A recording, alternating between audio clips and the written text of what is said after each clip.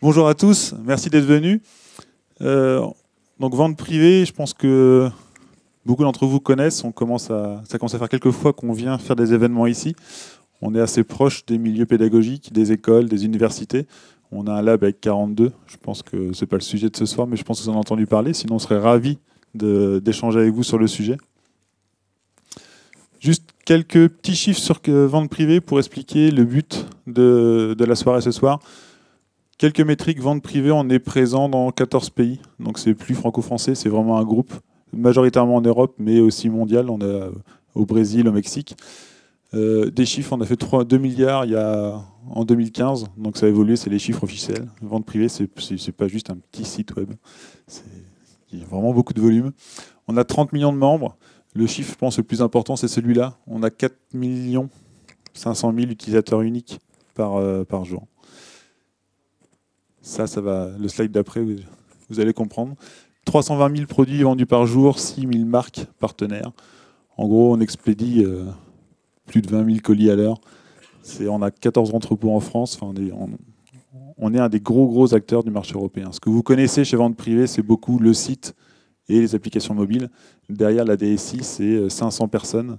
C'est 3 gros pôles. Donc, je viens de vous parler le front. C'est derrière la logistique et c'est derrière la production des ventes. Tout ce que vous voyez sur le site, vous imaginez un fournisseur qui vous livre un gros sac. Et Vente Privée fait le shooting, fait l'ensemble des fiches techniques. Et ce que vous voyez, c'est Vente Privée qui l'a produit.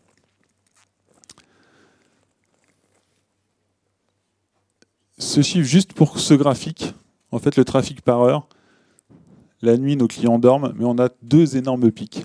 Le matin à 7 h à l'ouverture et le soir à 19 h. Qu'est-ce que ça implique, ces énormes pics? C'est une charge sur nos infrastructures et sur nos frontaux qui sont vraiment énormes, qui sont très concentrés sur une faible période. Et c'est ça qui entraîne le gros challenge de toutes nos équipes techniques, c'est supporter cette charge qui arrive d'un coup, dès l'ouverture. Le pic parle de lui-même. Dès l'ouverture, on a énormément de connexions et d'achats, et le tunnel d'achat qui souffre beaucoup.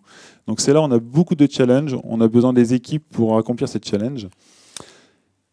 Et comme partout, on cherche des ressources, et notamment sur une des technos qu'on a du mal à sourcer. Et c'est pour ça qu'on fait ce meet-up ce soir, c'est un peu pour la démocratiser, pour la faire connaître et pour expliquer ce qu'on fait avec. Et c'est React. On a décidé chez Vente Privée, pour essayer d'accompagner les étudiants dans la montée en compétences sur React, de créer ce qu'on appelle une React Academy. Qu'est-ce qu'on entend par une React Academy?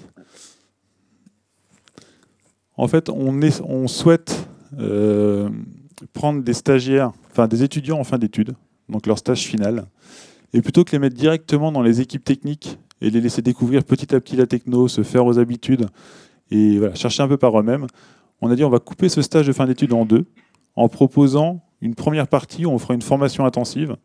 Donc formation intensive sur cette techno, sur les pratiques, sur l'écosystème, pas seulement ce qu'on utilise chez Vente Privée, mais sur l'écosystème Front et React dans sa globalité, avec un focus sur les pratiques des équipes.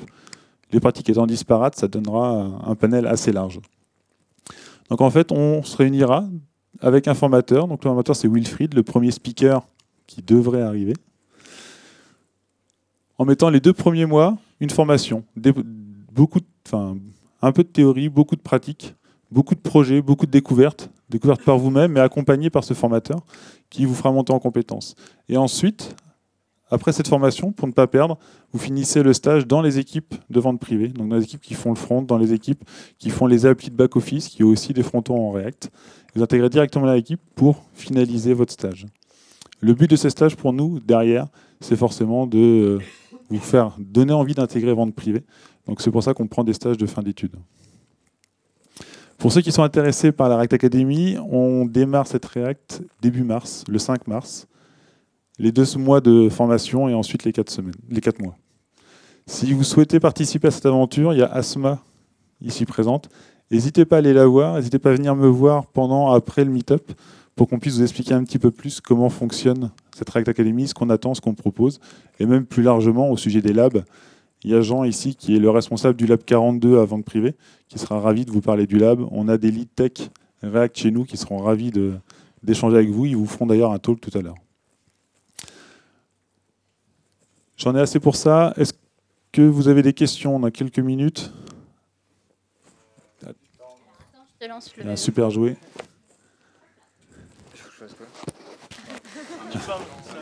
Ok, d'accord. Je crois que c'était un buzzer ou un truc comme ça, je captais.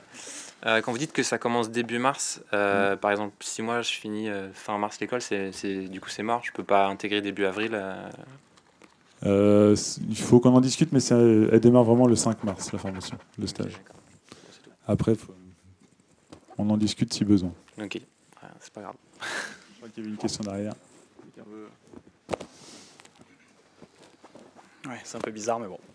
La question, c'est, j'imagine, je pense connaître la réponse, mais c'est l'équipe front, du coup, derrière, on intègre chez eux. Il n'y a pas que l'équipe front, il y a effectivement l'équipe front où là, il y a vraiment beaucoup de besoins parce qu'on refait l'ensemble du SI et donc du coup l'ensemble des frontaux. Mais il y a aussi beaucoup d'outils dans les équipes back. Je pense en logistique, mais aussi à la production des ventes, la Digital Factory, ou les outils aussi des frontaux en React. Donc il y a les différentes équipes.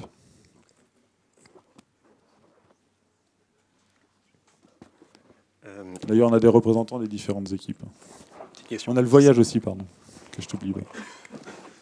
C'est où du coup?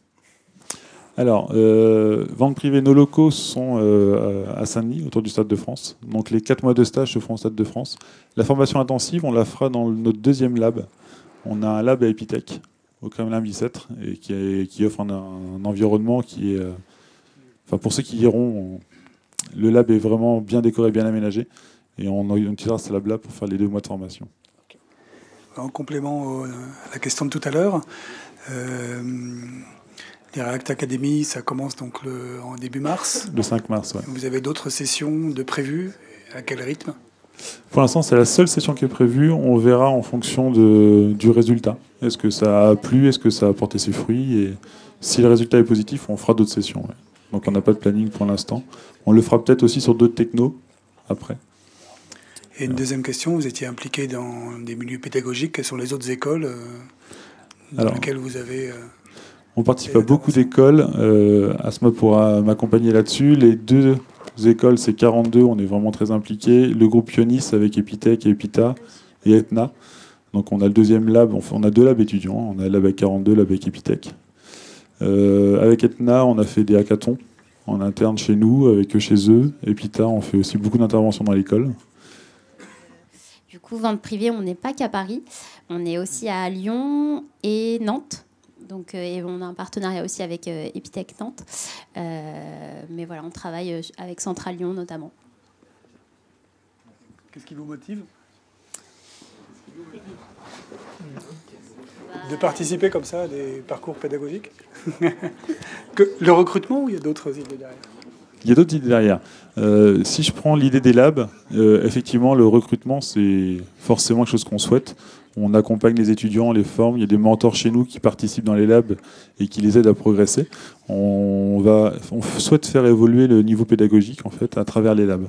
Donc ça, c'est un de nos gros axes. En fait. Il y a beaucoup de personnes chez Vente Privée, dont le CTO, qui sont issus d'écoles comme 42, c'était Epitech en l'occurrence. Et ils ont toujours été bercés dans cette idée de faut apprendre par soi-même, faut se dépasser, faut avancer et avoir cette notion de mentor. Et en fait, c'est ce qu'on a voulu essayer de remettre avec les labs à vente privée. C'est essayer de créer un cocon où on va essayer de stimuler la création, l'innovation avec des personnes qui ont envie d'avancer avec le contact avec les gens chez nous. Donc c'est vraiment ce qui nous motive, c'est de nous rapprocher du milieu pédagogique parce qu'on en vient, ça nous a beaucoup servi et on souhaite transmettre ça. Ça, c'est un des premiers points. Le recrutement, on ne peut pas se cacher. On cherche à recruter, on recrute massivement. Et on se dit qu'en diffusant cette culture auprès d'étudiants, ça nous permettra de recruter des gens qui déjà sont imprégnés un peu de notre culture. Et le troisième point, c'est la fraîcheur. On se rend compte qu'avec les labs, ça apporte beaucoup de fraîcheur, ça apporte des nouvelles idées sur des problématiques qu'on veut creuser. Et on souhaite un petit peu démocratiser ça et insuffler un petit peu cette fraîcheur dans les équipes de vente privée. Alors, vous pouvez l'applaudir, je pense. Ça lui fera du bien.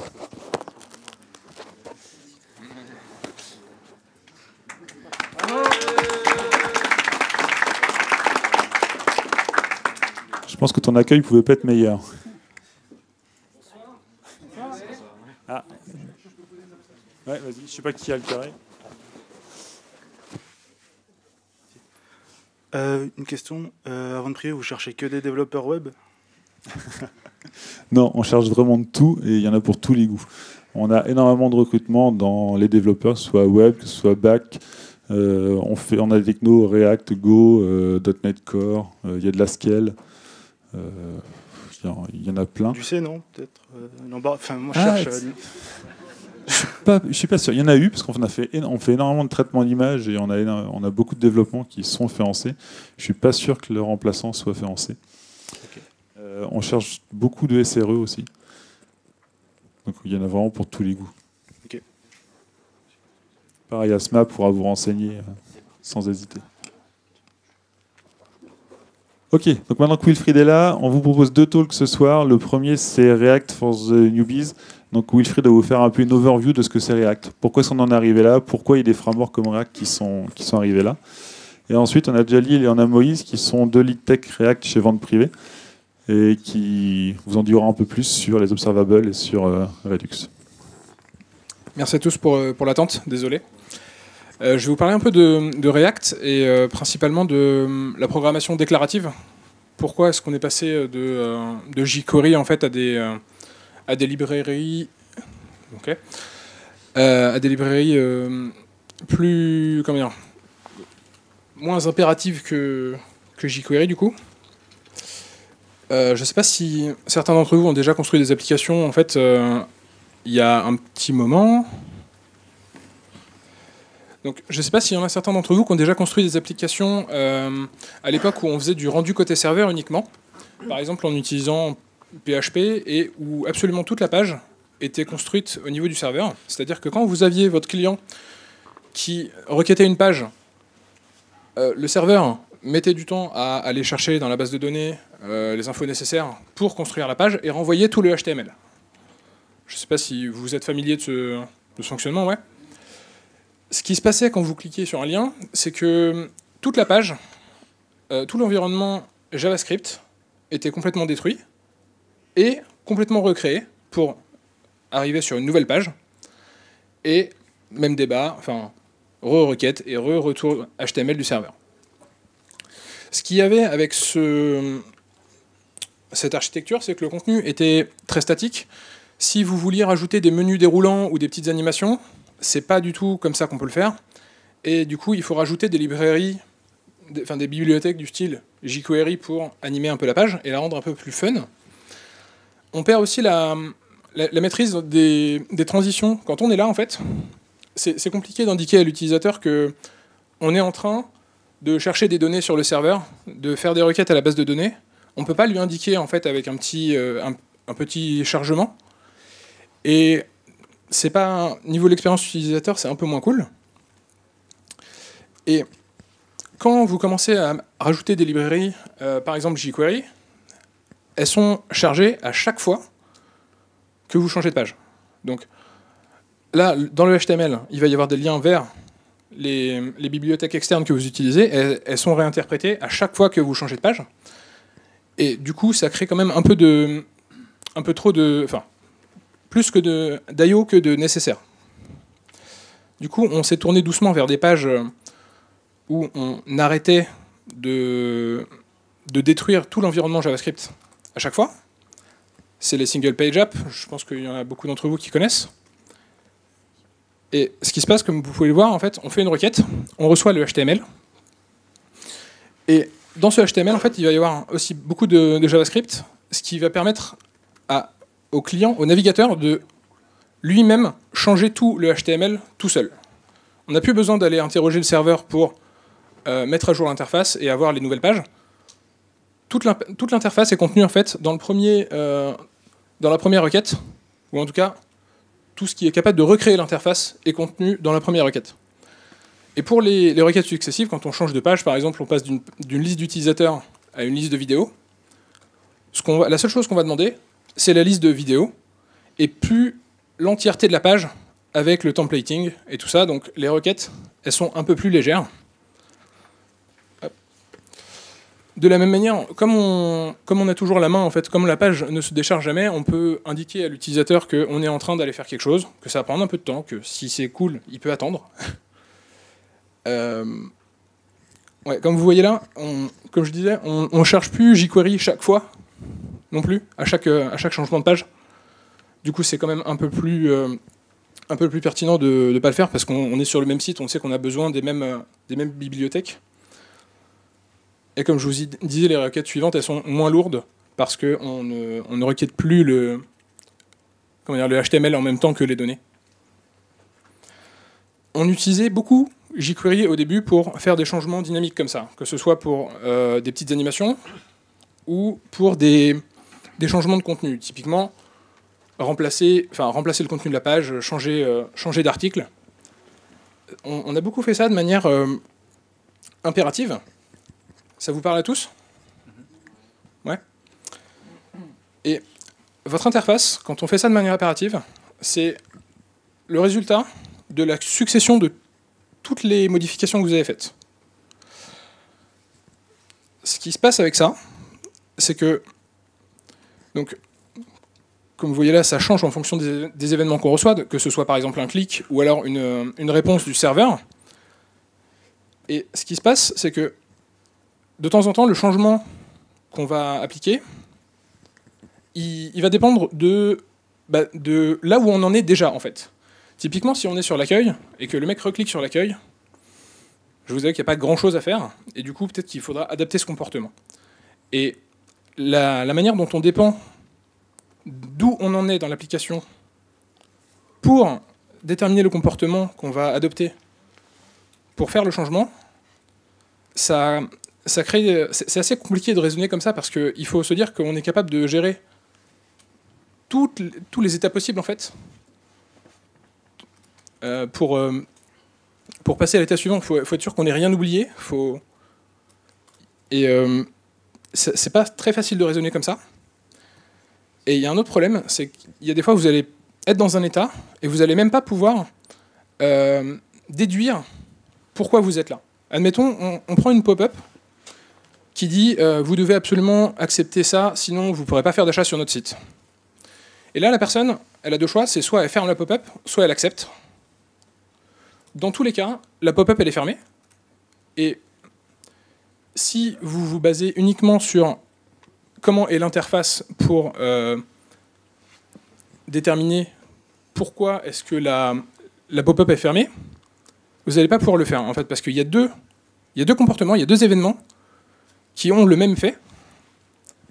Et quand, par exemple, l'utilisateur va cliquer sur acheter, vous n'allez pas savoir s'il a déjà accepté la pop-up ou si il a fermé la pop-up et il n'a pas accepté les conditions générales d'utilisation. Du coup, vous allez me dire, il y a une solution simple, c'est juste de garder en mémoire les données. Du coup, quand il clique sur fermer, on dit OK, il n'a toujours pas accepté. Quand il accepte, on dit c'est bon, il a accepté, il va pouvoir acheter. Ce que les mecs chez Facebook se sont dit, c'est puisque on a besoin de toute façon de données à un moment dans l'application pour construire l'interface, on va arrêter de se baser sur l'interface comme source de vérité en fait. On va tout mettre dans des données et l'interface, ce sera fonction de données simplement. C'est un peu ce qu'on appelle du coup la programmation déclarative. Et voilà, l'interface est fonction de l'état de l'application. Ce que j'appelle l'état de l'application, c'est le terme souvent utilisé, c'est l'ensemble des données qui caractérisent est-ce que tel menu est ouvert, sur quelle page nous sommes, est-ce que justement l'utilisateur a déjà accepté la pop-up ou pas. Et ça vous permet du coup de... Si toute votre application, c'est juste une fonction qui prend en entrée un état de l'application et qui, en sortie, donne une interface, vous n'avez plus du tout à vous préoccuper de où est-ce que vous en étiez. Vous avez juste à changer les données, faire passer les nouvelles données à votre fonction, à votre application en fait, et l'interface va se mettre à jour toute seule. C'est plus facile du coup de concevoir les choses. Et c'est là où React en fait intervient, c'est uniquement sur ce point que React est fort. C'est pour vraiment prendre des données en entrée et sortir une interface. Là du coup c'est un composant très, très simple. Et ça illustre un peu la manière dont React fait que React utilise pour prendre des données en entrée et retourner une interface. Donc là, on est dans du JavaScript. Ça peut peut-être vous paraître un peu bizarre de voir du HTML dans du JavaScript. C'est transpilé après en uniquement JavaScript. Mais toujours est-il que la syntaxe est assez proche du HTML, donc on n'est pas trop perturbé quand on en a déjà fait. Et vraiment, ce que vous pouvez voir là, c'est on prend des données en paramètres, et ce qu'on retourne, c'est la description d'une interface. C'est pour telle donnée, j'aimerais que l'interface elle soit comme ça. Vous pouvez bien sûr faire des choses un peu plus paramétrables. Là, on peut voir un routeur très simple. Et du coup, en fonction de la page qui est passée à notre composant content page, on va avoir une interface différente en fait. Mais ce qui est intéressant là-dedans, c'est que React, lui, vous lui dites juste, pour telle donnée, j'aimerais que l'interface soit comme ça. Et c'est lui qui s'occupe de modifier le DOM tout seul. Toutes les différences qu'il va y avoir entre le DOM actuel et la prochaine étape en fait, de votre interface, c'est lui qui s'occupe de ça. Vous, la seule chose que vous faites, c'est dire c'est comme ça qu'il faut se comporter pour tel jeu de données, pour tel état de l'application. Donc, comme je vous dis, le seul rôle de React, c'est de s'occuper du DOM et de changer le HTML. Ce qu'il ne fait pas, par contre, il y a plein de choses que React ne fait pas, c'est, par exemple, gérer les changements des données. En très succinctement, React, ce qu'il permet de faire, c'est de dire, dis-moi, il vous donne une fonction que vous pouvez appeler quand les données ont changé, et après, lui, il se met à jour tout seul. Il y a d'autres, l'API est bien sûr un peu plus étendue, mais le cœur de React, c'est vraiment dire, les données ont changé, je recalcule comment l'interface doit se comporter, et je la change moi-même. Ce que je veux dire par React n'a pas vocation de gérer les changements de données, c'est que vous allez devoir le faire à la main. Ou utiliser des librairies de l'écosystème qui sont déjà codées pour vous et très utilisées, très répandues déjà. Notamment Redux, je ne sais pas s'il y en a qui connaissent. Okay. Il y en a d'autres, hein. Il y a Mobex aussi, qui est plus basé sur... qui est un peu plus simple. Et, ce qu'on va utiliser, la Redux, c'est ce dont vous parlez, mes collègues. Et ça va justement être beaucoup sur la gestion des données. Voilà. Merci beaucoup.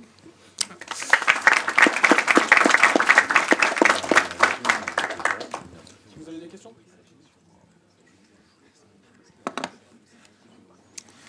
Ok, salut tout le monde. Juste le temps que mon collègue y prépare le laptop et les informations. Comme il l'a dit tout à l'heure Wilfried, nous on va enchaîner sur une partie, on va prendre une thématique un petit peu plus données, basée sur les données. Donc on va rebondir sur Redux, qui en gros s'occupe de manager toutes les données qui vont rentrer dans l'application via des appels tiers ou via des données qu'on va injecter. Et Redux est connecté à ces composants React que vous avez vu tout à l'heure. Et en fait, c'est lui qui va injecter les données. On ne va pas rentrer dans les détails, ce n'est pas le sujet du jour. Ce dont on va parler, nous, ça va être plus comment est-ce qu'on fait React interagir avec l'extérieur. D'accord ?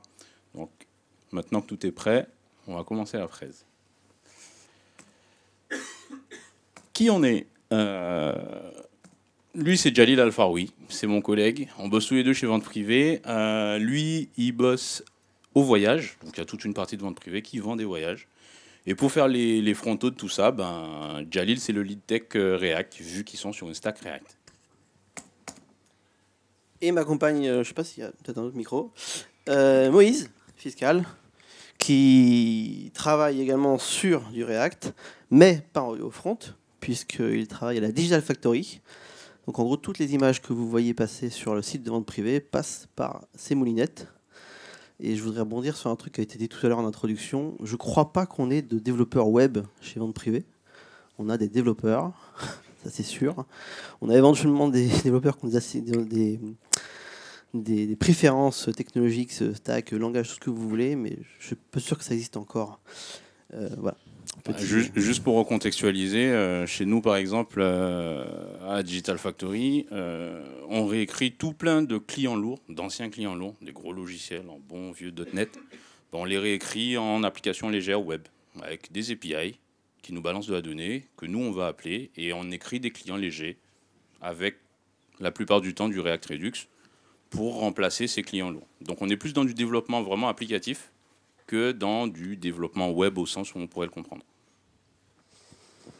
Donc, de quoi on va parler ? On va parler de Redux. Alors je vais en remettre un tout petit couche par rapport à ce que tu as déjà dit, parce que c'est vrai que si on veut suivre, il faut juste que vous suiviez quelques notions de base. Par rapport à ce que vient d'expliquer Wilfried, donc effectivement, il a expliqué que Redux fait partie des outils qui permettent de gérer et de mettre à jour l'état de l'application, c'est-à-dire tout ce qu'elle cède son état.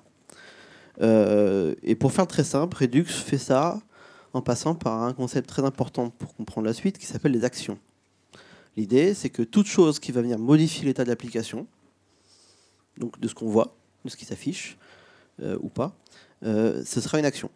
Donc, j'ai une donnée qui a changé, c'est une action, je vais aller récupérer, je vais avoir fait un clic qui doit déclencher quelque chose, ce sera une action, etc. Donc c'est un concept important. Et donc également un autre concept, juste parce qu'il est écrit, je suis obligé d'expliquer. Ou vas-y, tiens, fais les réducteurs. Qu'est-ce qui va se passer dans le flux de données ? Parce qu'en gros, on va parler du flux de données. On va avoir un composant qui, par exemple, va être un bouton. Quand la personne elle va cliquer, on va choper le clic. On va balancer une action dont a parlé Jalil. Et ça va arriver dans une fonction qu'on va appeler un reducer. C'est une fonction dite pure, tout simplement parce qu'elle reçoit de la donnée et l'action. Elle va, en fonction de l'action, triturer la donnée, donc en faire une copie, et sortir une nouvelle copie de cette donnée-là. D'accord ? C'est pour ça qu'on dit que la fonction est pure, parce qu'on dit qu'elle ne va pas faire de mutation. Ok ? On va choper une donnée, la copier, la modifier et la rebalancer. Et ce qui va se passer, c'est que dans le cycle de vie de cette donnée-là, des composants autres que le bouton, une vue, on dira, peut venir être connecté directement à cette donnée et être notifié, être averti que cette donnée a changé. Et comme l'a expliqué Wilfried, quand la donnée elle a changé, notre application elle va réagir. S'il faut changer de couleur quelque chose ou afficher quelque chose, ça va bouger parce que la donnée a changé. Donc, puisque ces réducteurs sont purs et n'ont pas le droit d'avoir des effets de bord, le problème, c'est qu'on a besoin de faire des effets de bord. Dans la vraie vie. C'est quoi, par exemple, un effet de bord ? Dans, grosso modo, toutes les applications à peu près utiles. Un effet de bord, ça va être quoi ? Ça va être tout simplement d'appeler une API. J'ai besoin de récupérer justement les données dont on parlait tout à l'heure Wilfried dans son talk. Ça va être un effet de bord. C'est-à-dire que mon action qui rentre, elle est récupérée par mon state, qui en déduit un état.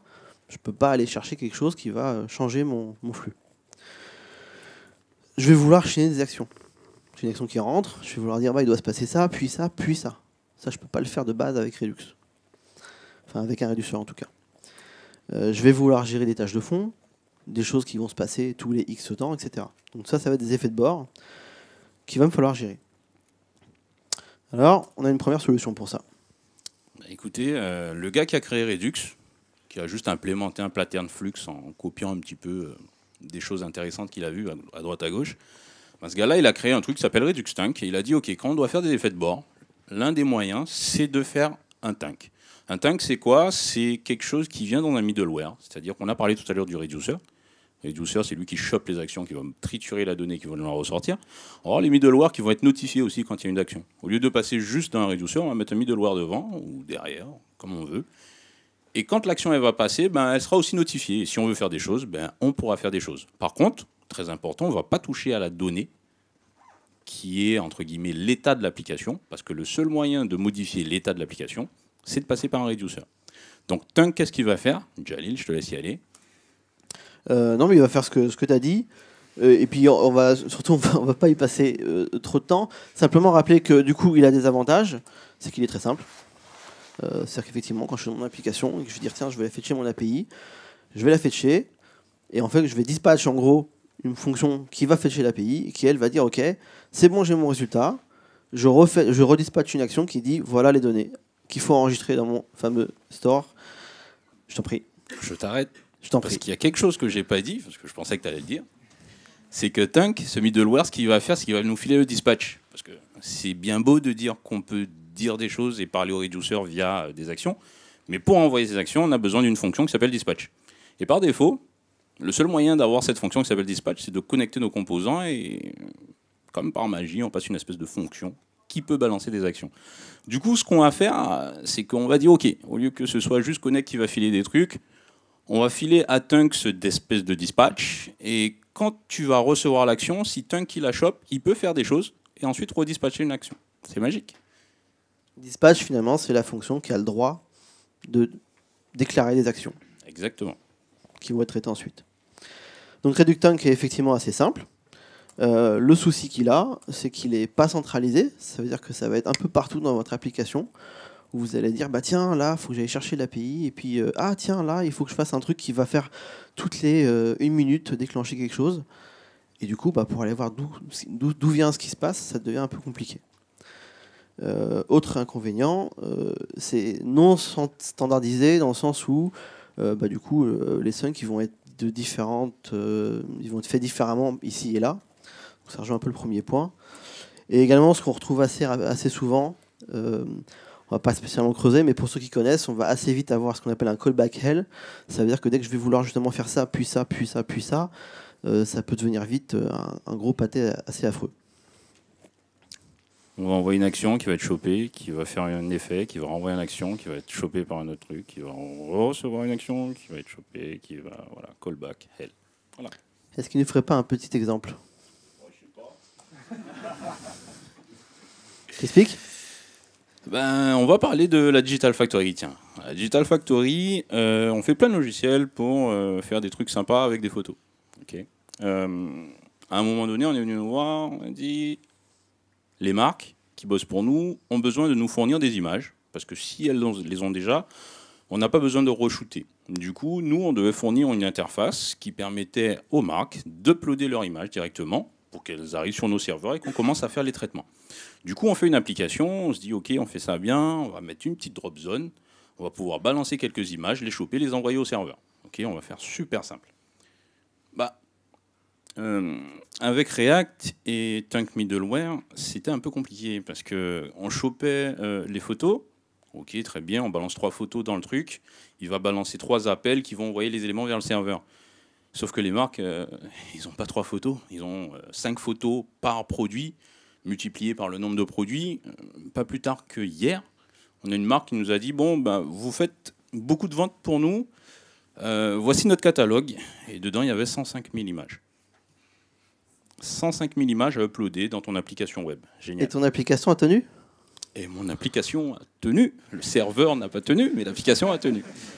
Tu as réussi à faire 100 000 transferts en même temps ? 100 000 transferts, mon application a tenu parce qu'on a fait des choses. On n'a pas utilisé Tunk, justement. Mais justement, c'est bien un exemple qui montre les limites de ce type de programmation. Parce que on va en parler un petit peu plus loin, mais on a envie de pouvoir uploader les images, peut-être pas les 100 000 à la fois, mais de se dire, OK, j'ouvre 3 process, et dans les 3 process, je balance des images. Et les images, bien sûr, on a le TIFF qui fait 40 mégas et le PNG qui fait 5 kilos. Elles ne vont pas se finir en même temps, donc on a envie de remplacer chaque process à chaque fois qu'un est fini. Et là, on commence à se poser des questions intéressantes, à se demander quel outil est-ce qu'on va utiliser. Alors, quel outil on va utiliser ? Bonne question. Eh ben, on va vous en montrer 2 aujourd'hui, qui sont, on va dire, les 2 grands cas d'or sur le marché actuel, qui sont Redux Saga et Redux Observable. Donc, c'est 2 libs, 2 bibliothèques, qui sont des compléments à Redux. Donc, ça vous intéresse si vous êtes sur Redux, même s'ils ont leurs équivalents ailleurs. et qui sont deux façons de dire, OK, je veux pouvoir avoir un moyen simple et efficace d'orchestrer le flux de toutes les actions qui vont se passer dans mon application. Et notamment de pouvoir gérer ce problème. Pour la petite histoire, à la Digital Factory, on est très Redux Saga, et au voyage, ils sont très Redux Observable. Fallait pas le dire, ils allaient s'en rendre compte. Tu commences ? On va parler générateur. Vous allez me demander, on parlait de Redux Saga, pourquoi on parle de générateur? C'est quoi un générateur? On va la faire simple, parce que le générateur, pour moi, en JavaScript, c'est un des trucs les plus compliqués. Un générateur, c'est quoi? C'est une fonction. Comme en JavaScript, tout est fonction. C'est une fonction dite génératrice. Ça veut dire quoi, une fonction génératrice? C'est une fonction qui va te renvoyer un itérable, sur lequel tu vas pouvoir itérer. Et ce qui est cool avec cet itérable, c'est qu'il va s'arrêter. Il va s'arrêter tout seul. À chaque fois que il va rencontrer un mot-clé qui s'appelle yield, il va s'arrêter. Et pour qu'il continue, il faut que tu lui donnes l'instruction next qui va lui permettre de continuer. D'accord? C'est arrivé avec ES6, donc c'est standard. Et justement, ça a ouvert la voie à pas mal de choses. Et Redux Saga s'est engouffré dans cette voie pour répondre à cette problématique-là. Là, on a un exemple de générateur. Donc la première chose qu'on voit, c'est qu'on voit une fonction avec une étoile derrière. Si vous voyez ça, ça veut dire que c'est un générateur. C'est la syntaxe qui nous permet de décrire un générateur. Ce qui va se passer, c'est que la fonction génératrice peut recevoir des paramètres. Et ce qui est cool, c'est que derrière, quand on va mettre yield, elle va s'arrêter. Donc là, si je lance ma fonction, si je lance mon générateur, je déclare mon générateur, je lance mon générateur, au premier next, vu qu'on va utiliser la syntaxe next, au premier next, elle va venir, elle va se stopper ici. Et ensuite, si on next, elle va passer ici. Mais si on l'arrête, il ne se passera plus rien. Okay. Ce qui est cool avec les générateurs, c'est qu'on peut interagir. C'est-à-dire qu'on peut lui passer des paramètres à chaque fois qu'on va invoquer le next. C'est cool parce que quand on va invoquer le next, on va pouvoir lui passer de nouveaux paramètres qui pourront interagir avec le contexte qu'on a à l'intérieur de notre fonction génératrice. Et c'est de cette particularité dont on va se servir dans les sagas. Alors ce qu'il faut savoir, c'est que Redux Saga vient masquer un petit peu toute cette logique-là. Vous allez retrouver les mots-clés, l'étoile, le yield, tout ça, mais vous n'allez jamais faire next. C'est masqué par la librairie. Donc là, on a un exemple. Hein. On a créé notre générateur, on l'initialise avec 10, donc yield égale à 10. Ensuite, on va nexter, on va choper la valeur, et la valeur, c'est 10 plus 10, donc ça nous donne 20. Super exemple. Ouais, c'est moche ton truc. On dirait un hack. Je vais vous parler des observables. Des observables. Bon, ok, d'accord. Les observables ne sont pas tout à fait un standard. Ok. Ok. Parce qu'effectivement, c'est pas encore inclus dans JavaScript. C'est au stage 1 en tant que proposition. D'ici quelques années, quoi. Mais il y a quand même un certain nombre d'implémentations, dont la plus connue est RxJS. Pourquoi? Parce que des Rx, on en trouve dans plein de langages. Donc, ceux qui font du Python, du Java, du C#, ce que vous voulez, vous allez trouver du Rx en ce que vous voulez. Et ce sera le même principe que je vais expliquer. Vous allez voir, c'est top. L'idée, c'est qu'un observable, c'est un flux qui émet des choses. Alors, vous allez me dire, ah, super, génial, je sais faire. Hein, je fais un on-click à peu près n'importe où, et puis je fais quelque chose sur dessus. Pas moi qui l'ai dit. Je te vois sourire. Oui, mais avec Observable, j'ai un flux que je vais pouvoir composer, manipuler, transformer dans tous les sens. Et là, c'est sympa. Par exemple, je prends un observable que je crée, à partir d'un clic n'importe où dans mon document. Je souscris à cet observable, et puis je dis, tiens, je vais loguer ce qui se passe. Et puis quand je clique partout, ça log des trucs. Ouais, d'accord. J'avoue, l'exemple n'est pas terrible. jQuery le fait aussi bien. Ok. Autre exemple. Je reprends mon clic. J'ai donc un flux qui s'appelle un observable. Toujours. Puis je décide que finalement, je voudrais garder que pas plus d'un clic toutes les 100 millisecondes. Donc je dis, tiens, je veux faire un nouvel observable, un nouveau flux, qui ne va me déclencher un événement de clic, pas plus de toutes les 100 millisecondes. Puis je me rends compte que je reviens vers que le clic gauche. Ok ? Je vais créer un nouvel observable, parce qu'à chaque fois que je fais un point, ça me recrée un objet. Ça ne touche pas à l'observable qui était à la deuxième ligne, ça m'en recrée un troisième qui est différent. Et celui-là, bah, il va me faire pareil que le premier, mais il va me montrer que les événements où il y a un clic gauche. À vous, c'est stylé. Ouais. De là, qu'est-ce que je vais faire? Je vais dire, bah, par exemple, moi, ce qui m'intéresse, c'est les coordonnées de mon clic. Je recrée un observable. Puis là, je dis maintenant, ce que je voudrais, c'est avoir pour chaque clic les coordonnées du précédent aussi. Pas de souci. Derrière, je vais faire un map pour dire, bah, pour chaque couple de clic plus clic précédent, je vais récupérer la distance entre les deux. Alors, je précise qu'il y a une erreur dans tout ce que je vais vous montrer là, dans ce petit bout de code. Ceux qui le trouvent gagnent, je ne sais pas, vous vous débrouillez. Et alors, donc tout ce que vous voyez là, debounce, filter, map, pairwise, tout ça, ce sont des opérateurs. C'est ce qui vient manipuler un observable pour m'en faire un autre. J'avance rapidement, je vais scanner, récupérer ma distance totale, dire bah tiens, je veux continuer à faire des événements tant que j'ai pas fait le tour de la Terre. Et puis je vais prendre le dernier élément. Et puis là, je subscribe. Donc là, ça revient à ce qu'on avait tout à l'heure sur le clic, quand on subscribe à l'événement pour faire quelque chose enfin avec à la fin. Sinon, ça sert à rien si on subscribe pas. Et puis je dis voilà, j'ai console log une super distance que j'ai cliqué partout. C'est beau. Ouais. Vous avez aimé l'exemple? Quelqu'un a trouvé l'erreur?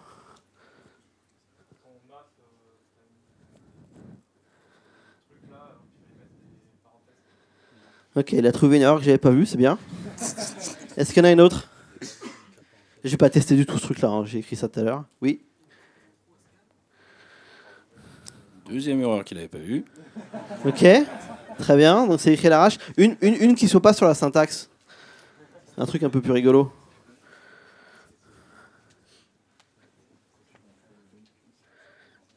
Hein? Une erreur fonctionnelle. Quoi? Oui? Pourquoi elle est trop grande? Bah... Ouais, mais je crois que c'est ça. Hein. Attends, j'ai un doute. Oui, non, t'as raison. Ok, une autre erreur. Non, je m'arrête là. J'ai dit je fais le tour de la Terre, mais à la fin, c'est des pixels qu'on compte, c'est pas des mètres. Voilà, c'était celle-là que j'avais faite et que vous n'avez pas vue. Mais vous avez vu plein d'autres, donc c'est super. Une parmi tant faudrait d'autres. Faudrait qu'on fasse du pair ensemble, ce serait top. Donc voilà, ça c'est un observable. Vous savez faire d'observable, c'est génial. Vous voici upgradé. Je vais vous montrer quelque chose de beau. On va parler de Redux Saga et plus des générateurs. Du coup, Redux Saga, c'est quoi? C'est un middleware. Il vient se hooker, comme on a dit tout à l'heure, il chope les actions et ensuite on peut faire des choses. Okay, il passe avant les reducers. Il vient nourrir nos générateurs et dans Saga, on va utiliser ce qu'on appelle des effets. Tout à l'heure, vous avez vu, il a utilisé un truc qui s'appelle des bounce. C'est un opérateur en observable. Et cet opérateur-là lui permettait de choper les éléments seulement sur 100 millisecondes. Les dédupliquer sur 100 millisecondes. Des bounce existent aussi en Redux Saga. Je ne l'ai pas mis parce que je trouvais ça... Voilà. Du coup, moi, j'ai fait un exemple plus simple. Juste parce que... Tu veux dire que tu es obligé d'importer chaque fonction dont tu as besoin?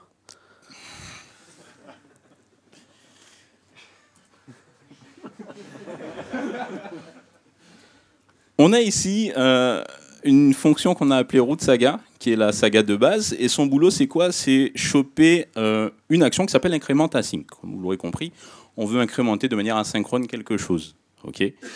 Take every, c'est très clair, ça veut dire ce que ça fait. Il chope toutes les actions du type increment async. Et il va lancer une deuxième fonction génératrice qu'on passe en deuxième paramètre, qui s'appelle increment async. Increment async, il fait quoi? Bah écoute, il attend une seconde et ensuite il balance une autre action qui est incrément. Du coup, c'est hyper simple. On chope l'action qui a été faite au clic, par exemple, via le middleware. Et au lieu que ce soit le reducer qui exécute directement l'action, ce qui se ferait d'un pouillème de seconde, on chope une saga, la saga elle s'arrête ici, cette fonction-là doit y avoir un vieux set timeout d'une milliseconde qui s'était dedans, et ensuite elle fait un next. Quand elle fait son next, eh ben, elle rebalance une action qui incrémente, qui est chopée par le reducer cette fois, et qui va incrémenter notre variable. C'est limpide, c'est clair, c'est beau. Ouais. Alors bon, bah, je sais faire aussi. Avec Redux Observable, qui comme son nom l'indique, vachement bien. permet d'utiliser des observables avec Redux. Donc de la même façon, c'est un middleware. Donc juste un middleware, petite précision quand même, c'est grosso modo une interface que propose Redux pour aller justement intercaler des gestions d'actions. Donc du coup, il y a plein de libs qui sont des middleware. Vous pouvez créer vos propres middleware dans lesquels passent toutes les actions, dans lesquels vous faites ce que vous voulez. Les deux qu'on est en train de vous présenter là sont deux libs qui vous facilitent la vie. Petite précision. Donc c'est aussi un middleware. Que fait ce middleware? Il envoie toutes les actions, une fois qu'elles ont été traitées déjà par le réduceur, et donc elles ont déjà mis à jour l'état de l'application, ça va envoyer toutes les actions sous forme d'un observable. Chaque fois qu'une action passe, ça fait un petit bip, comme pour les clics. On va avoir ce qu'on appelle une épique. Donc vous avez des sagas, nous c'est des épiques. Voilà. Ouais. Et ces épiques, elles récupèrent donc un flux observable, c'est ce qu'on a dit juste avant, qu'on va appeler action $, ça c'est juste une convention. Et cette épique-là, c'est une fonction qui va prendre en entrée un flux, qui va le transformer comme elle veut, et qui va sortir d'autres actions, donc toujours sous forme d'observable, en sortie, pour dire, en fonction de ce qui s'est passé, voilà ce qu'il faut faire.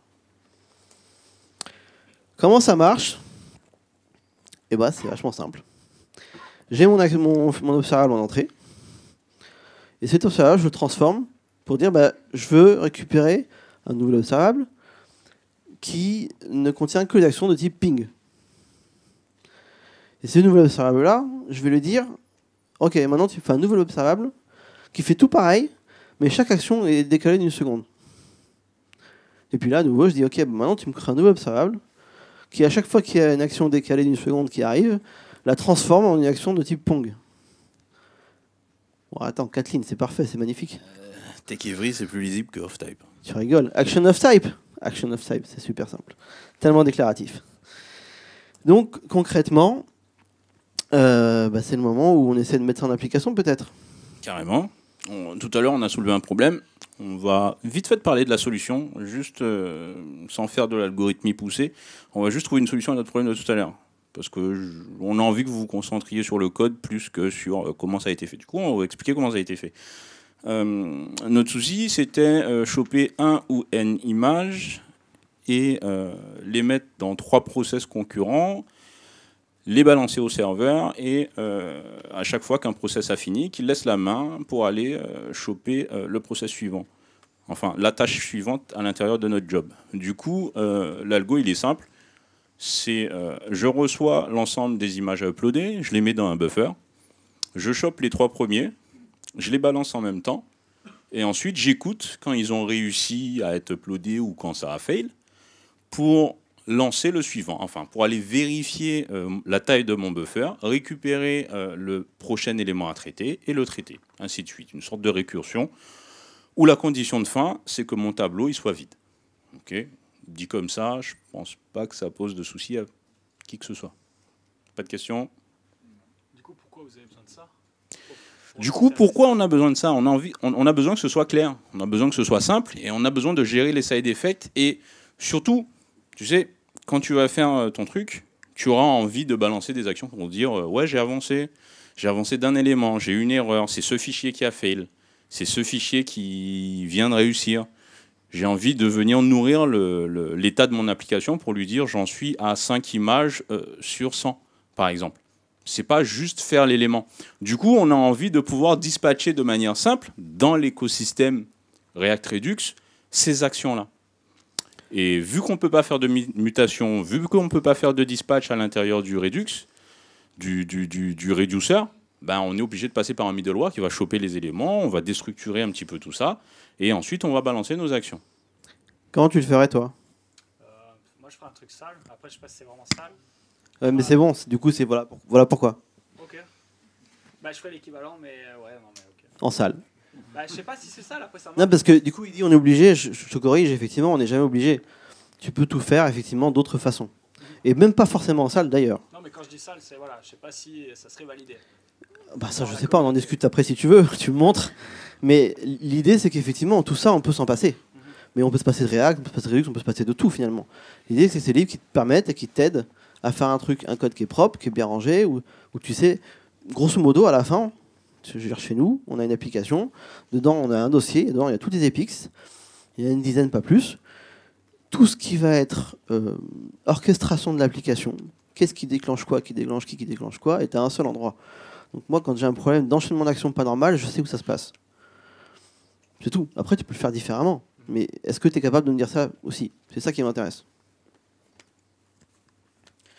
On y va? C'est parti.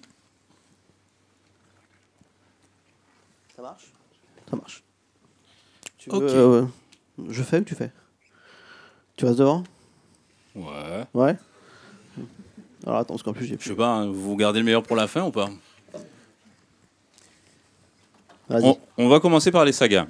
Comme on l'a vu tout à l'heure, on fait des fonctions génératrices. C'est un petit peu petit, peut-être. Vous voyez bien jusqu'au fond? Ok. La première chose à faire, c'est un peu moins de lumière peut-être. Je sais pas si c'est compliqué. Ok. Donc, comme on disait tout à l'heure, la première chose qu'on va faire, c'est choper l'événement qui nous dit que, voilà, on chope l'événement qui nous indique que quelqu'un veut uploader quelque chose. Donc, la personne à venir a glissé ses 100 000 images sur notre drop zone, qui est magnifique. Et quand elle va lâcher, on va balancer une action, et en payload de cette action, on va avoir un tableau avec 100 000 files. Ça va être chopé par notre fameux middleware. Il va choper l'action upload requested et il va appeler la première saga qu'on a appelée run upload job. Elle, qu'est-ce qu'elle va faire? Tout simplement, elle va choper les fichiers, elle va les mettre dans un buffer. Donc là, c'est rien de très compliqué. Hein. Elle va éclater le tableau à l'intérieur du premier tableau qui s'appelle media buffer et elle va commencer par dire ok, j'ai commencé à travailler, j'ai pris le job. Ensuite, on va aller ça, on l'a mis dans notre store Redux, dans notre état applicatif. On a dit, OK, il y a un upload concurrency, c'est le nombre d'éléments qui sont en train d'être envoyés en même temps. Il est stacké à 3 au maximum. Donc nous, on va, première chose, aller checker cet upload concurrency, tout simplement parce que si on pousse un deuxième job pendant qu'un premier est déjà en cours, il y a de fortes chances que la concurrence soit déjà égale à 3. Auquel cas, on va juste stacker les éléments dans le tableau, on va faire grossir le buffer, mais sans lancer d'éléments nécessairement. Ensuite, une fois, donc, on fait ça comment? On fait ça en faisant un cancel, hein, c'est-à-dire qu'au prochain next, sur le prochain yield, on va cancel. On va dire, OK, c'est bon, c'est dans le buffer, ça va être pris en compte quand il y aura de la place. Et si ce n'est pas le cas, on va choper les 3 premiers éléments du tableau, ou les 3 premiers moins la concurrence actuelle, et on va forker tout ça vers une autre saga. C'est-à-dire qu'on va balancer en même temps 3 sagas qui vont faire quoi? Qui vont faire un upload. Donc, upload media saga, ouais. Upload media saga, son boulot c'est quoi? C'est dire, ok, je commence à uploader le média. Ensuite, il va faire quoi? Il va faire un call. Hein. Il va call, ça appelle des fonctions.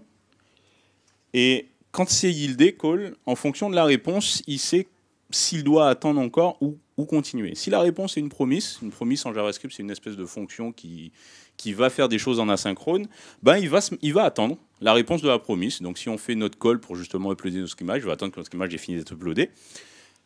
Et il va nous renvoyer le résultat de ce que le gars il aura codé sur le serveur. Et ensuite, si ça s'est bien passé, je dis que ça s'est bien passé. Si ça s'est mal passé, vu qu'on est dans un bloc try-catch, on dit ça c'est mal passé, et on donne le nom du fichier qui s'est mal passé. Okay. Donc là, on a chopé 3 fichiers, on a balancé ça 3 fois, logiquement, on devrait tomber sur 3 success ou 3 erreurs. Comment est-ce qu'on continue le buffer? Si vous avez vu tout à l'heure, ce qu'on a fait, c'est qu'on a enregistré une deuxième saga, qui va s'appeler Check Upload Job Saga, et celle-ci, elle est branchée sur le succès ou l'erreur. Donc automatiquement, quand on va dispatcher qu'on a réussi ou pas, on va passer dans une autre saga, qui elle va aller regarder la taille du buffer, et qui va relancer la même saga. Une autre espèce de petite récursion avec la fameuse condition d'arrêt qui est la taille du buffer. Une fois que tout ça est fini, il va arriver là, il va dire il n'y a plus rien dans le buffer, il va dire job upload complete. Simple. Est-ce que ça vous paraît compliqué? Non, c'est clair. Ils n'ont pas l'air super emballés. Hein. Arrête. Est-ce que ça vous paraît sexy? Ouais, non, tu vois, c'est... Ouais. Vous allez voir les observables. On montre si ça marche déjà. Vas-y. Vous voulez voir si ça marche? Ouais. Si ça marche pas, c'est qu'il a hacké quelque chose pendant que je parlais.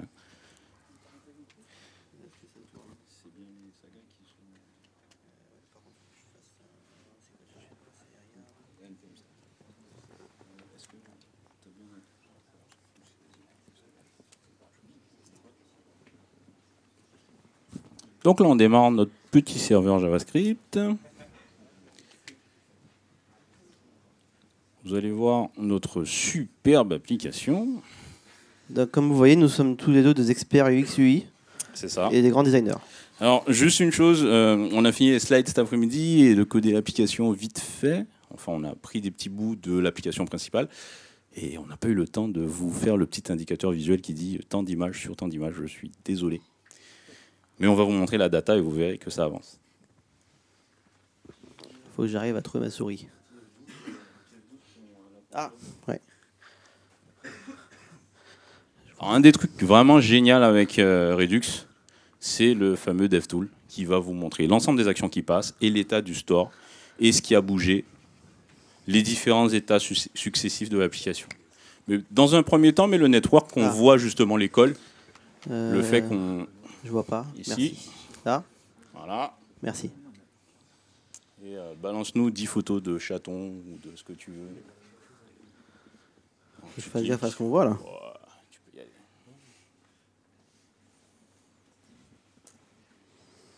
Heureusement, on les voit pas les images. Alors? On doit être branché sur les épiques et pas les sagas en fait. Ah, mais t'as pas mis XHR aussi. Je vois rien. Mais XHR plutôt. Mais un hall ou XHR. Ouais, Ici. Vas-y. On verra rien. Ici. Là, je suis dessus. À côté. À côté. À gauche. Un petit poil encore. Je remonte doucement. Ouais, là, ça va le faire aussi. Bon. Voilà. Ah. Du coup, là, on a nos uploads qui sont passés, qui sont tous bien passés. Vas-y, rebalance-en. Bah, en fait, on le voit sur la timeline sur le côté. On voit que ce sont des batchs de 3 qui partent et qui sont remplacés une fois que chaque upload est fini. Je vous aide chez moi. En fait, on était sur les sagas, pas les épiques.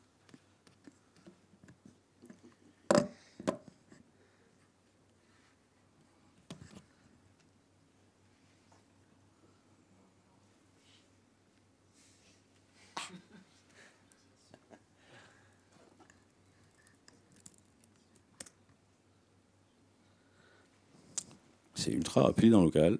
On n'a pas le temps de voir. Ça part bien par là. On montre le DevTool peut-être? C'est parti. Si tu m'aides. Ici. Parfait. Qu'est-ce Voilà. qu'on voit? Alors ici, c'est le DevTool de Redux. Si vous n'en avez jamais vu, c'est super intéressant parce qu'en fait, s'il balance des images, vous allez voir que les actions vont passer via une sorte de timeline où tout est timé ici. Et on a vu que la première action qui a été balancée, c'est drop zone drop. Ben, on a lâché le clic souris. Du coup, on a demandé un upload. Le job a commencé. 3 médias ont commencé à être uploadés. Le premier a eu un succès. Il a été tout de suite remplacé par un start, ainsi de suite, jusqu'à la fin où on a fini en disant que le job upload était fini. Ce qui est bien avec ça, c'est qu'en face, donc là, on a un diff. On nous montre sur chaque action qu'est-ce qui a été modifié sur le state. Si on va sur state, ici, on a l'état complet de l'application qu'on peut dérouler ici. Donc ici, c'est très simple, il n'y a pas de grappe, tout est à plat.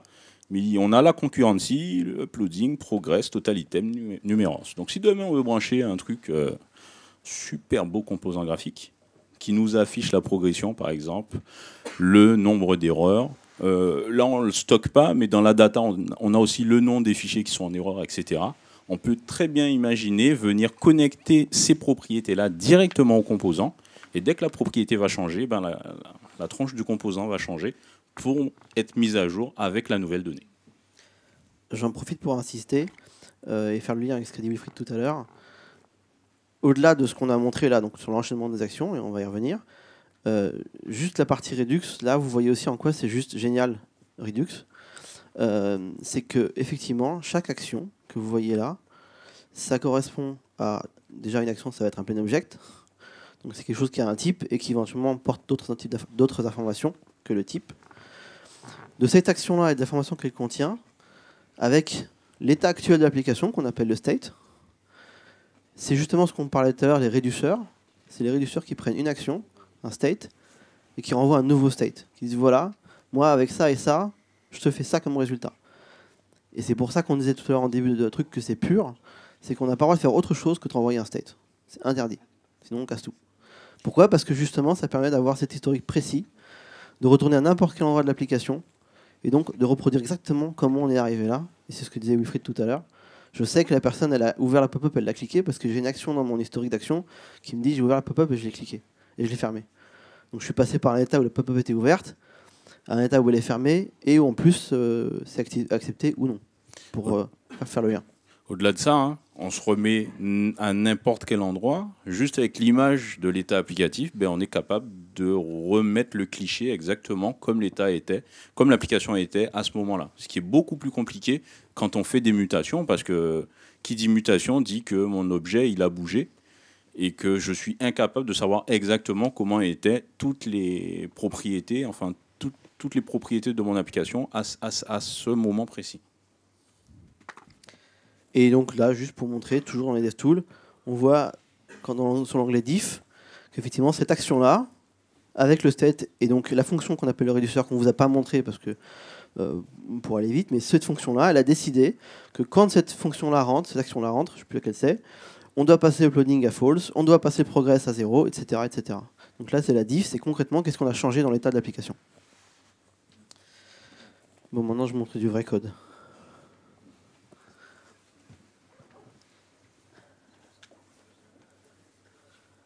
Voilà. Direct à vous, c'est sexy. Qu'est-ce qu'on a ? On dit à Redux Observable, je vais le filer des épiques. Donc une épique, c'est tout ce que j'ai expliqué tout à l'heure, c'est une fonction qui prend en entrée un flux d'observable et qui envoie un flux d'observable. Enfin, un observable. Très simple. Et cette fonction-là, elle les combine en une seule grosse épique, master épique. Alors, on fonctionne exactement de la même façon au niveau de l'algo. On dirait qu'on a bossé ensemble, dis donc. On prend les actions de type upload requested. Et pour chaque action, je vais aller créer un nouvel observable. Pour chaque action. Du coup, ça va me faire plein d'observables alors que je suis censé en donner que un en sortie. Donc qu'est-ce que je fais ? Je fais la fonction merge map ici, qui me permet de dire, pour chaque action, tu vas m'envoyer un observable, et moi, je vais tous les mélanger dans un seul flux de sortie. D'accord ? Donc pour chaque action, même chose, je récupère mes fichiers, je les mets dans mon buffer, je récupère ma concurrency dans mon state, et si elle est égale à 3, je renvoie directement un observable d'un seul élément. Tout simplement, c'est un observable qui va prendre juste un élément et qui va dire c'est bon, j'ai fini, qui va être mélangé avec tous les autres. Et sinon, je prends mon buffer, je prends mon élément qu'il me faut, alors c'est exactement le même code, on dirait du copier-coller, dis donc.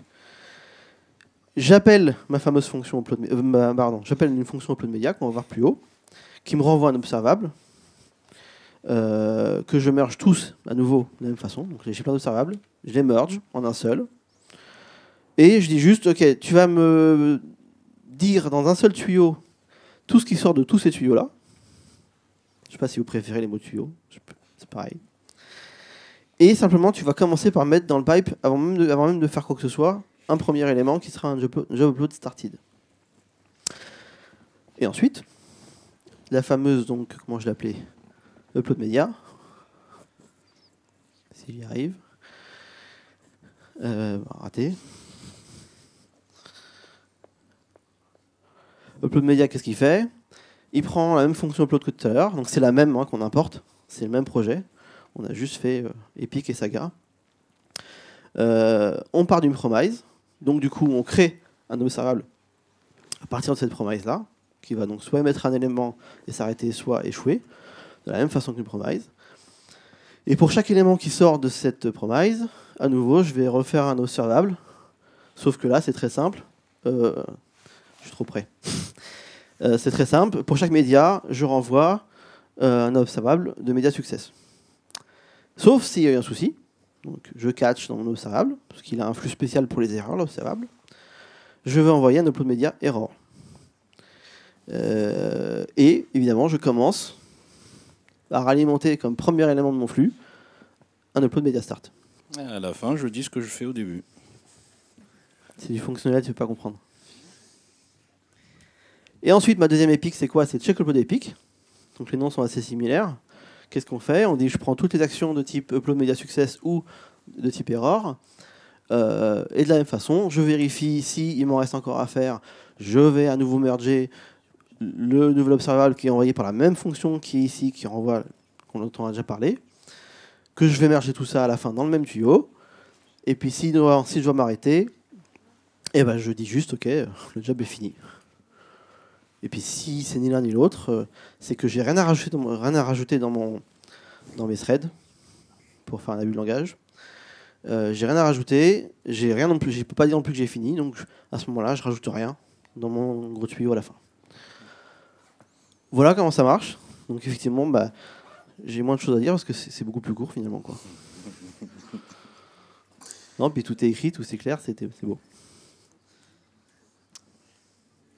Au-delà des petites guéguerres de Saga ou d'Epic, on rigole bien sûr, mais ce qui est intéressant de voir, c'est que les blocs fonctionnels sont exactement les mêmes. C'est vraiment la manière dont on va l'exprimer qui va changer. Dans un cas, on va être dans le cadre des sagas, on va être dans une écriture, on dira plus linéaire, enfin plus qui ressemble plus à du déclaratif, ce qu'on a l'habitude de voir. Il se passe ça, j'attends, ensuite il se passe ça, et je file le bébé à l'autre saga. Donc voilà, c'est vraiment par affinité, en fonction de son style, qu'on va choisir entre une solution ou une autre. Tu me dis si je me trompe, mais les observables, pour moi, on est plus dans un style fonctionnel, entre guillemets, où on va piper des choses, on va les mettre ensemble, on va faire un flux. Mais en fait, si on regarde les 4 blocs, on a un bloc qui écoute notre action qui demande d'uploader, on a un bloc qui va initialiser le truc, et on a un bloc qui va être appelé à chaque fois qu'on a fini pour savoir s'il reste des éléments à faire et à balancer des actions. Donc, grosso modo, on fait la même chose. C'est juste qu'on l'écrit de manière différente, qu'on passe par des technologies différentes. Dans un cas, les observables, dans un cas, les générateurs. Mais voilà, ce sont 2 moyens, et c'est pour ça qu'il n'y a pas de bonne technique, ce sont 2 moyens de faire la même chose. L'idée, c'est juste de rester un petit peu conventionnel, entre guillemets, d'avoir n'importe qui viendra bosser chez nous. Si on a utilisé Saga, il n'a qu'à lire la doc de Saga, il comprendra ce qui se passe. S'il a utilisé Observable, il lit la doc d'Observable et il verra ce qui se passe. Soit dit en passant, la doc de Saga est juste top. Les docs sont très bien chez nous aussi. Ouais. Non, blague à part, effectivement, comme tu l'as dit, on a 2 très belles libs qui font la même chose, à grosso modo, qui marchent très bien toutes les 2, qui sont qu'on vous recommande de toute façon les 2. Comme tu l'as dit, si on voulait quand même donner des préférences possibles, vous avez intérêt à utiliser Redux Saga, comme tu l'as dit, pour 2 raisons. La première, c'est déjà si vous avez ou vous connaissez les générateurs. Si vous en avez déjà dans votre code source ou si vous en utilisez déjà, très bien, ça marche très bien. L'autre raison, c'est effectivement si vous avez une préférence ou une connaissance également du style impératif. Style impératif, comme l'explique Wilfried, c'est je fais ça, ensuite je fais ça, après je fais ça, etc. Si ça vous perturbe de dire start with à la fin, par exemple, c'est que vous préférez le style impératif. À l'inverse, ou par ailleurs, vous pouvez utiliser Redux Observable si vous connaissez ou que vous utilisez déjà des observables, en particulier avec JS. Forcément, vous avez déjà tous les éléments, vous n'avez plus qu'à jouer avec. Tout ce que vous avez vu, les opérateurs qui existent, c'est RxJS, simplement. Redux Observable n'est qu'un wrapper autour de ça. Et de la même façon, si vous avez une préférence pour le style d'écriture fonctionnelle, au-delà de Redux, etc., vous allez éventuellement préférer Redux Observable. C'est une question de style avant tout. On n'a pas eu le temps de vous montrer parce que ça fait déjà pas mal de choses, mais les 2 sont très simples à tester. Si, les 2. Ouais. Et si vous voulez faire Muse, alors on vous a pas montré on n'a pas fait marcher la version Epix. Je vous garantis qu'elle tourne très bien. Elle tourne tellement bien que de toute façon vous ne verriez pas la différence. Ouais. Parce qu'on y met les mêmes actions, dans le même ordre, dans le même sens. Donc il n'y a rien à voir en fait. Mais have fun, vous clonez le repo et vous vous amusez avec tout ça.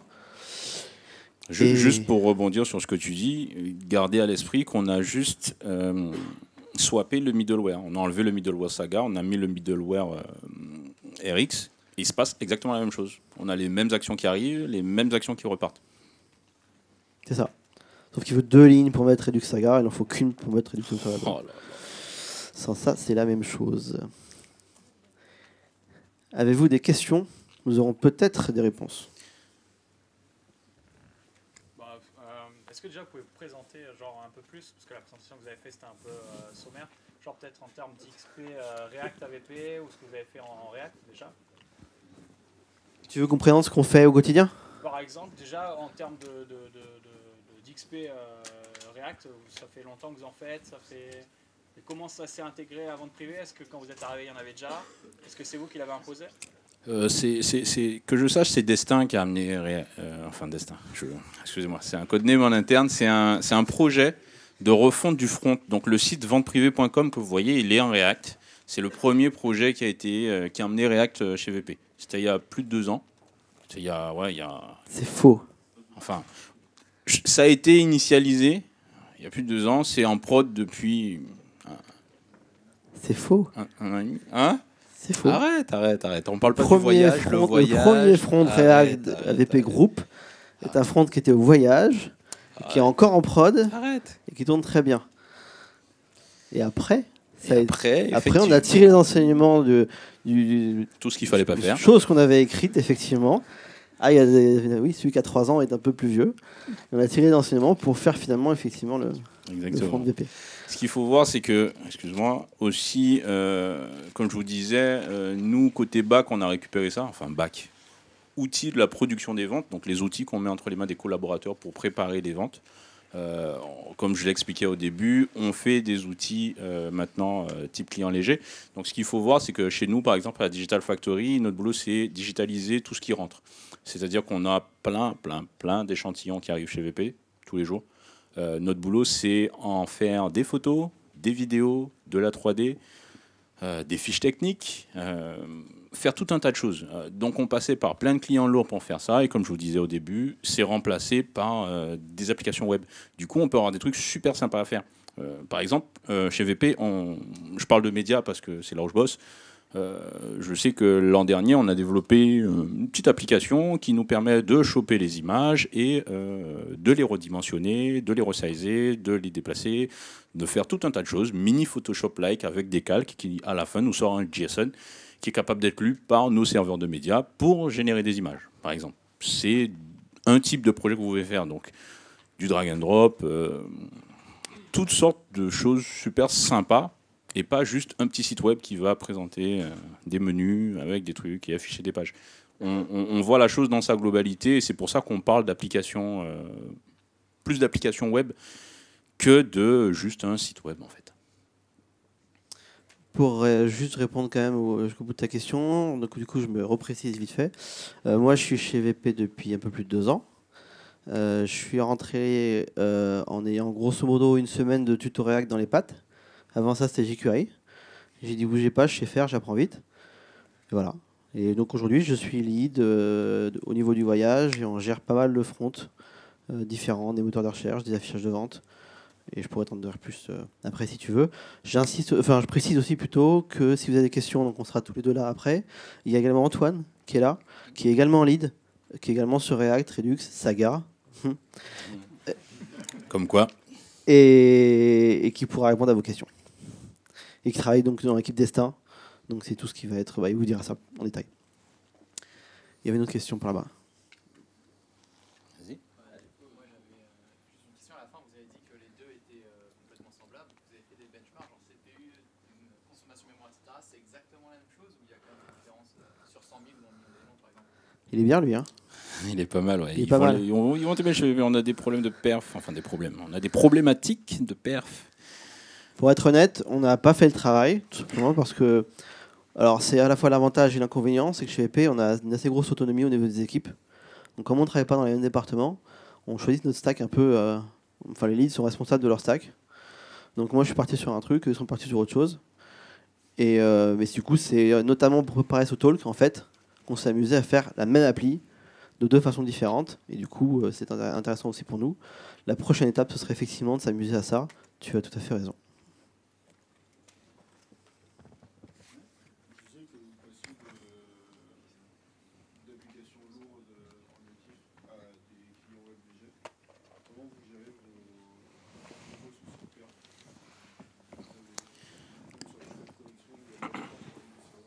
Alors, ce qui se passe, c'est que sur les applications où on fait ça, on bosse sur un intranet. Du coup, ce qu'il faut voir, c'est que même nos bureaux qui sont à Varsovie ou à Barcelone ou à la Plaine Saint-Denis ou dans le sud de la France, on a un réseau qui est fibré. Et en fait, que tu sois dans ce bâtiment-là ou dans celui-là, tu passes par les data centers VP, par la fibre VP. C'est comme si tu étais dans un immense réseau local. Du coup, les problématiques que tu vas avoir quand tu vas faire du logiciel pour équiper la production des ventes et les problématiques que tu vas avoir quand tu vas faire du front, comme Jalil, pour le web, sont complètement différentes. Je vais te prendre un exemple simple. Moi, quand je fais une appli, je ne me prends pas la tête avec Edge ou IE ou Firefox. Tu as de la chance. Moi, je suis compatible Chrome Latest. C'est tout. Et je ne me prends pas la tête. Du coup, je peux utiliser la dernière feature qui va bien pour toutes les nouvelles web capabilities pour pouvoir faire ce dont on a besoin. Et après, c'est vrai qu'au début, on se dit, ouais, mais mon bon vieux truc en .NET, il était directement sur la machine avec les trucs. Voilà, vite, ce truc-là, il s'estompe parce qu'en fait, tu peux faire énormément de choses. Il faut juste penser différemment.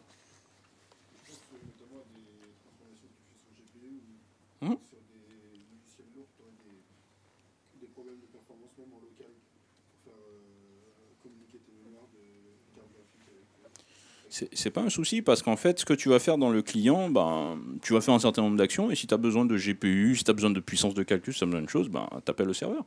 Tu appelles le serveur, ton SRE il va te mettre à dispo s'il faut du GPU, il va te mettre dans un des data centers, ils vont poser une petite ferme de GPU et puis tu vas utiliser le GPU dont tu as besoin. Il faut juste aller chercher la solution qui répond à ton problème. Et c'est ça qui est cool. Parce que des boîtes comme VP qui ont les moyens et qui te mettent à disposition tout ce qu'il faut pour pouvoir faire ce dont tu as besoin, il n'y en a pas des masses. Il y a la réponse de tout à l'heure. Si vous n'avez pas de stack uniforme, comment vous faites? J'ai l'impression qu'avec l'environnement React, il y a beaucoup de librairies, modules, etc. qui vont avec. Comment vous faites pour assurer la compatibilité entre les applications, les services, etc.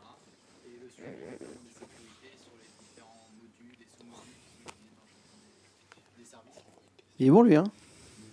Il est pas mal. C'est une bonne question. Attends, il y a plusieurs morceaux. La fin, je me souviens, c'était la sécu. J'ai un petit bout de réponse, si tu veux. Vas-y. Déjà, on a une certaine liberté. Ce qu'il faut voir, c'est qu'à chaque fois qu'un produit va sortir chez VP, tu as des équipes avec en général un lead dev, une équipe de dev, et sur chaque business unit, tu vas avoir un architecte qui est au-dessus de la business unit. Lui, son boulot, c'est assurer la cohérence justement déjà au niveau de la business unit, et s'il y a des trucs qui sont transversaux, assurer la cohérence avec ce qui est transverse. Je te prends un exemple simple. Aujourd'hui, on a des problématiques d'authentification. Il y a un chantier d'authentification qui est transverse, qui ne va pas être fait par une DBU, mais qui va être fait par l'équipe transverse et qui va filer le SSO avec la doc du SSO à toutes les équipes. Tu vois, c'est déjà un premier niveau d'uniformisation. Après, tu as raison, la grosse différence entre Angular et React, c'est que React, tu te crées ton framework au-dessus de la librairie. Et pour ça, on n'est pas complètement débile, on essaye de communiquer. C'est-à-dire qu'avec Jalil, on parle, avec Antoine, on parle. Moi, j'ai des problématiques qu'eux, ils n'ont pas. Eux, ils ont des problématiques que moi, je n'ai pas. Mais dès qu'il y a une problématique qui est commune, est-ce que tu as déjà vu? Est-ce que tu as déjà essayé? Qu'est-ce que tu penses d'eux? Voilà. Un gros sujet en ce moment, c'est les composants graphiques. On a chacun notre petite lib de composants graphiques qu'on fait, parce qu'on a tous fait 10 boutons. Voilà. On communique en ce moment, on essaye de mettre en place un projet inner source, donc open source au sein de la boîte, pour essayer tous ensemble d'être uniformes sur la stack et sortir notre lib graphique qu'on va mettre à dispo de tous les devs de la boîte pour pouvoir utiliser ces éléments-là. C'est ça. On reste effectivement une boîte, on est assez hétérogène en termes de techno. C'est un peu voulu comme ça parce que l'idée qui est derrière, c'est de dire chaque équipe, elle a des besoins et c'est elle qui sait ce qui répond à son besoin. Donc à elle de dire ok, je veux partir là-dessus.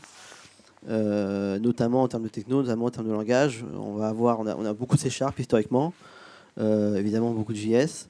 On a de plus en plus de Go. Je crois qu'on a du Haskell, je crois qu'on a du Ruby, je crois qu'on a... je crois environ, je vais peur d'une connerie, mais je crois qu'on a plus de 500 applications différentes au final à la DSI-VP. Parce que ce que vous voyez, c'est le site web, mais il n'y a pas que le site web. La preuve avec Moïse. Donc effectivement, il y a un paquet d'applicatifs qui tournent en back, en front, partout, pour faire rendre un paquet de services. Et donc à la fin, c'est assez hétérogène, mais ça n'empêche pas effectivement d'avoir une gouvernance globale qui dit ok, la sécu, il faut qu'on la gère comme ceci, la communication, il faut qu'on la gère comme cela, les guidelines, c'est ceci ou c'est cela. Juste pour revenir là-dessus, à chaque fois qu'un produit sort, quand il y a des produits qui sont un peu gros, on dira, hein, pas pour la petite application, mais dès qu'il y a une application qui va toucher un peu de monde, il y a un comité d'archi avec le DSI, avec des architectes, le lead architecte. Il vient et te dit voilà, est-ce que ton application, si le DC là il tombe, est-ce que c'est redondé sur tel data center? Comment tu fais pour la sécurité? Comment tu fais pour tel ou tel élément? Tu vois, donc toi, si tu as envie de faire de l'Haskell ou du Go ou du Helm, tu peux. Mais à partir du moment où tu peux justifier au comité d'archi que c'est pas complètement fantaisiste et que tu respectes les règles de base qu'on a mis, c'est-à-dire redondance, c'est-à-dire que tu vas avoir je sais plus, enfin bref, que tu vas pouvoir respecter les règles de la boîte, quoi. On a aussi, pardon. Vas-y. On a aussi des équipes qui veillent à ce que tout fonctionne. Je pense aux équipes de qualification qui sont là pour vérifier que ce qui est censé marcher marche. On a aussi des équipes de sécu. Alors je ne connais pas tout à fait les détails de comment ils fonctionnent. Mais on a des gens qui s'occupent que de trouver des problèmes de sécu. Et puis qu'une fois on trouve un problème, ils viennent voir la personne qui pense être potentiellement capable de donner des réponses et dire ok, pourquoi j'ai un trou là? Et qu'est-ce qu'on fait pour qu'il n'y ait plus de trou là?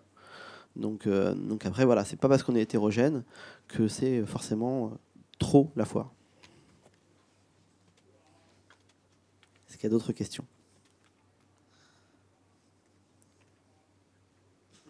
Désolé, mais concernant la React Academy, vous allez récupérer un peu après le passage à Epitech, vous allez récupérer du monde ou pas? Ça se passe comment exactement? Vous, dans votre secteur, je ne sais pas comment ça marche réellement. Vous n'êtes pas au courant? Vous êtes au courant? J'ai pas compris la question perso. Mais... C'est l'idée. Ouais, on a des besoins. Du coup, ça arrive chez vous? Ça arrive chez qui exactement? Ça, peut-être pas directement Jalil et moi, mais je sais que nous, on a des besoins. Je ne sais pas chez Jalil s'il y a des besoins. Voilà, il y a un peu des besoins un peu partout parce qu'il y a plein de gens qui migrent. Et après, voilà, comme vous avez envie de faire des trucs cool, vous allez venir à Digital Factory. Je rebondis là-dessus. Ce qui est cool, c'est qu'il y a beaucoup d'équipes qui font beaucoup de choses différentes. Avec là, vous avez 3 exemples de lead tech qui sont différents, des pratiques différentes. Donc, voilà, il y a des besoins sur Jalil, il y a des besoins sur Antoine. Et ils vous détailleront ça tout à l'heure.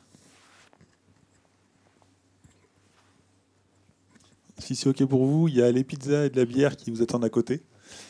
Il y a Asma, il y a Jean du Lab 42 et il y a les 3 lead tech et moi-même. On répondra à vos questions. Merci.